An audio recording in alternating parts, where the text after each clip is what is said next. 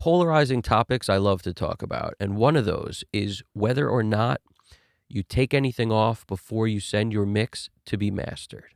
Now, in the world of today, there's new school thinking and old school thinking. I call it old school because back in the day, mastering was way more popular. When you had to go to a studio to record, you had to master the song somewhere afterwards, no matter what. It was always just part of the process. Mix it, master it. You needed to get it from one medium to another.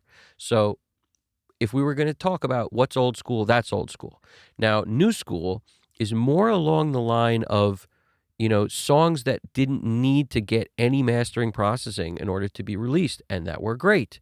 Now, a lot of songs have achieved this, and it's not an achievement per se, but what it is somebody like Serban. John Haynes has mentioned sometimes mastering just passes it through, which means Serban's delivering a mix at a level that's competitive, that doesn't need to then be brought up before it gets released. That's what it means. So who else does stuff like this? Tizio, Andrew Sheps, Chad Blake, Jason Joshua. They're not taking off anything prior to sending it to be mastered. They send what they have to be mastered, and the mastering engineer can either improve it or he can't, because any more limiting might be too much. Any more brightness might be too much. Any more focusing of something may not have been needed to be done. Deharshing doesn't need to be done. Whatever it is, a mastering engineer puts those kind of shines on things, and that's part of the reason I love taking in mastering work. Whenever somebody gives me a mix, my job is to think, is this super unique and cool? Even if the mix isn't perfect, is it cool, unique, different enough where I can improve it slightly by doing something, but not ruining what they've done? And if I can do that and send it back to them, then I am a person who understands what they're doing, and they may work with me in the future. And that's a good relationship between a mastering engineer and somebody who's a good mixer. Now, a good mixer, in my opinion, is somebody who mixes in a way that gets the emotion of the song across. So it's not really about technically what you're doing or whether something's a little too loud or not. It's about, like, what have you created, and is there something here where when I listen to it, I feel something, and I think it's great because I feel something. See, I think things are great when I feel something. I think things are great when they feel unique to me and different. Because yes, we are all different, we are all unique, but some of us have a tendency to want to sound like other things, and it's apparent when we listen to stuff who those people are. Who's trying to sound like something else, and, is it a good thing that they're doing that or a bad thing? And most often, it doesn't even enter into our, is it good or is it bad? It enters into, this sounds like this. They're clearly going for that. It's the same kind of guitar sound. It's the same drum sound. Like, they use samples from that library of whatever. And now I'm sitting here, I've heard this before.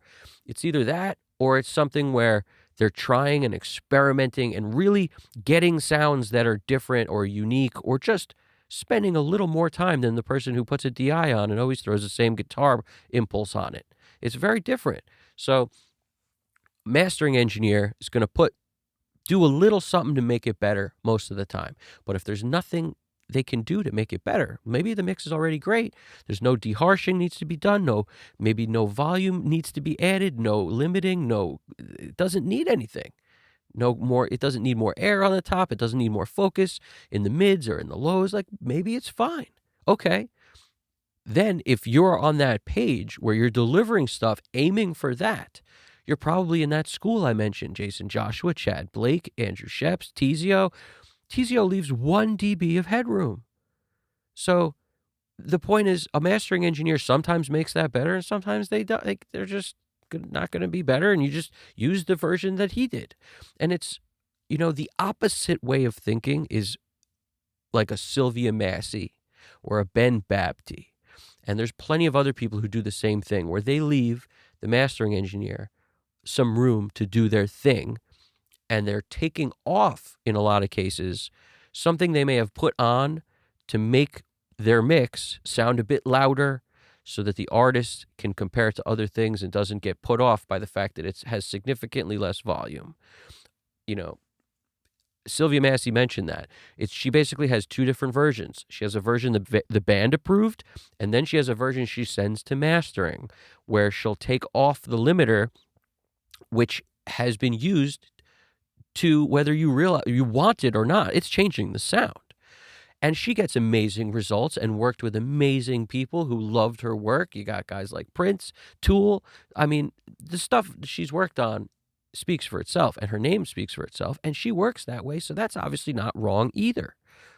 You can't say any of these ideas are right or wrong. It's what do you like? I think the only way you figure out what you like is by doing it many, many, many times. Not 10, not 100, like do it hundreds of times. See what you prefer, see what works out better for you. This is why it's so important to finish things, because the only way you'll ever get to hundreds of things and not be dead by the time it happens is to get things done in a fast, reasonable time frame fashion here. Not spend 3-4 weeks on everything, because you add up the time, you're going to be old by then. So when we figure this stuff out, I think to myself, no right, no wrong. But some people, why is it that it works better for some people to do one compared to the other? It's all about strong points, and weaknesses. Where is your strong point? If your strong point is compressing things, limiting things, if your strong point is hearing compression, then you may be able to achieve something like a really loud, great mix that doesn't need to be dealt with very much in mastering, or maybe not at all. You may be able to achieve that because if you have a very good ear for compression, you won't be hitting at things too hard to ruin stuff. So your result at the end will be very good, very loud. You won't need a mastering engineer to do anything to bring it up. But if your strong point is carving and putting the frequencies together so that the mix is solid and you like to maintain a ton of dynamics, so your thing is maintaining dynamics, maybe you want to leave off the stuff, like take off your last limiter when you send it to mastering, like Ben Babty does kind of thing, and let the mastering guy bring it up to level with all that headroom, and he'll maintain your dynamics because he has a great ear for how much dynamics should be used to crush this thing, to limit it, to give it, to smush it, but maintain life. So it becomes a thing where what's your strength? What's your strong point? What do you want to focus on? In the world of bedroom producers and people who work from home, who want to kind of get as much music of their own out there as possible, and in order to do that, they're trying to preserve their finances also as much as possible. So, they're spending the money maybe on their own gear, on their own plugins, on their own whatever. And as a result, they don't have the money to spend to master all their songs or mix all their songs by someone else like that. If that's where you fall in that category, you're most likely not sending every song you have off to master. And in that case, what I would say you should focus on is how to hear compression. Focus on how to hear how much you're doing and whether it's hurting it or not from a compression standpoint. See, when I think about guitar, what I do for guitar when I'm trying to pick out a part in a song to learn it, I have to focus on the guitar, but that's not the first thing I do. Mentally, I actually separate out all the other instruments to determine what is the guitar that I'm focusing on. Are there multiple guitars? Are there 2 or 3? Is this the rhythm guy or the lead? Like, which one is it? Is that a keyboard that's blending into this? So some of that riff is actually a keyboard I'm hearing? Is that a bass player playing up high? I mean, like, literally, you have to kind of clear it up. You're clearing out the clutter in what you're hearing to determine what you then, once you do that, where things sit in their compartmentalized spots. Now I can focus on the guitar that I'm trying to really depict what's going on so I can learn a part. That's mentally the process I go through. So when I think about compression or hearing dynamics or anything, it's a similar thing where you literally have to be able to focus on what you're hearing from the compressor, what that's doing. And I find that a lot of times, the hardest thing for people to hear is compression when they're starting out, because they don't really know how to separate what else is going on and just hear the compression. Because in a mix, things tend to blur together, and especially something like compression is hard to hear when you're trying to judge it on a full mix, in my opinion. Now, everybody here is different. I really have tried multiple sets of headphones and cannot make headphones work for me to mix in headphones. I mean, I use the Goodhertz stuff, where they basically have some crosstalk between the headphones. But as soon as I go like this, it's worse. Everything's worse. I love monitors. The way I hear works better on monitors. So for me, I cannot mix in headphones. Let's just put it that way. So let's go back to the other thing. I use them as like just a check, like another set of speakers, but I don't mix in them, even with stuff like Good Hertz for, their can opener plug-in. But anyway, so let's go back to what I was saying. The way I hear is the way I hear. And for me, it was always easier to learn how to hear compression when you were doing it on like one instrument at a time. You could start to hear what it is, and then you can expand that to putting it on a group of stuff and then hearing what it does to that. And then you could expand that to putting it on the mix of everything and hearing what it does to that. In my experience, that's the way to learn how to hear compression if you hear in a similar way that I hear. Because it's easy to just slap a compressor on something like a mix, the entire mix, and just hear everything start to get louder and kind of, do that thing where it pumps. But that doesn't tell you anything. It's not telling you about, how the release is working really or how the attack is working. It's not really telling you enough. Whereas when you take a compressor and you put it on a bass, a DI bass, and you could easily figure out what you're listening to, in my experience, because if you take an attack knob and slow it down, you're going to see. Just record this if you can. Like, in other words, there's different ways to do it, but if you had a piece of hardware, it's so easy to figure this stuff out because you could do it in real time and watch it, but there's also ways to do that in the DAW where you could tweak plugins and have that be printing onto a track, a different track, so you could actually see what it's doing to like just the bass. So you could really do this with hardware or without. It makes no difference.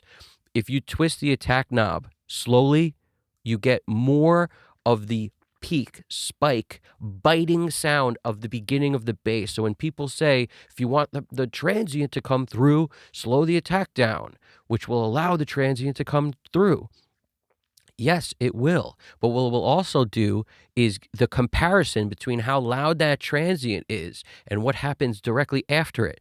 Transient's that initial strike of the note, that initial bite, the clang, the first thing you hear. Right after that, how loud the rest of it is in comparison to the first thing you heard.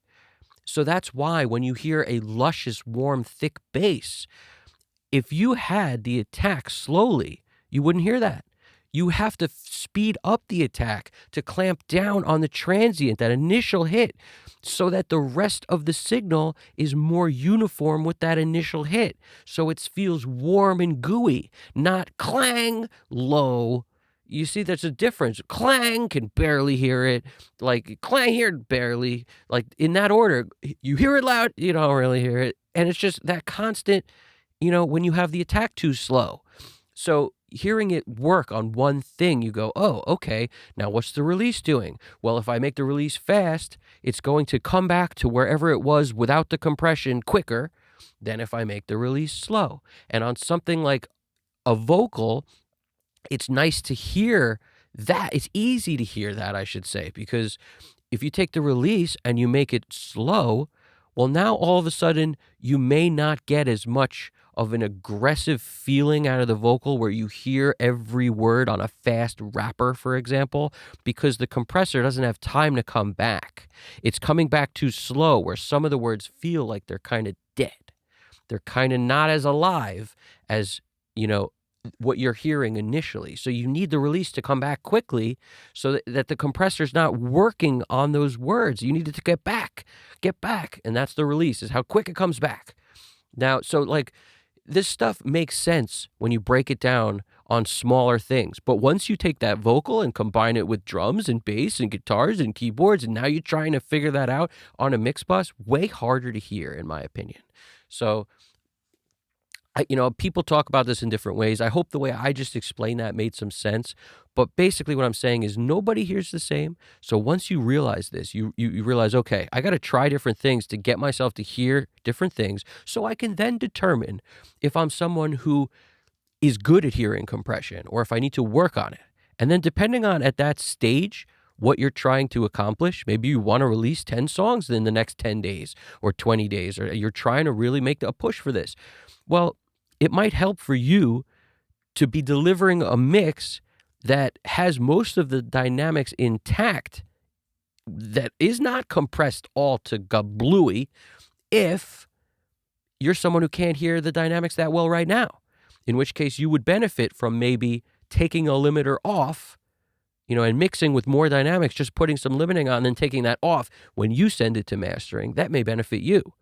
Let the mastering guy hear that while you work on it, while you get better at it, while you then figure it out. And then once you do and it clicks, maybe then you would switch and you could do a different style, which would be a little more aggressive with your compression, because now you can hear it. You hear what it's doing. So you're choosing when you want to squash, crush, turn it into gablooey, and you're deciding when you don't. At least then you're deciding. The other way, you're just twisting knobs, looking at the sky, trying to figure out if the birds are telling you it's enough. That's not the same thing. The other way, you're listening and actually hearing what it's doing. So figure out what way works for you by trying, by doing. You got this. The bottom line, try different things, mess around. You don't hear compression, break it down. You guys got it. All right? Any questions, any answers, throw them in the comments. Get back to you soon.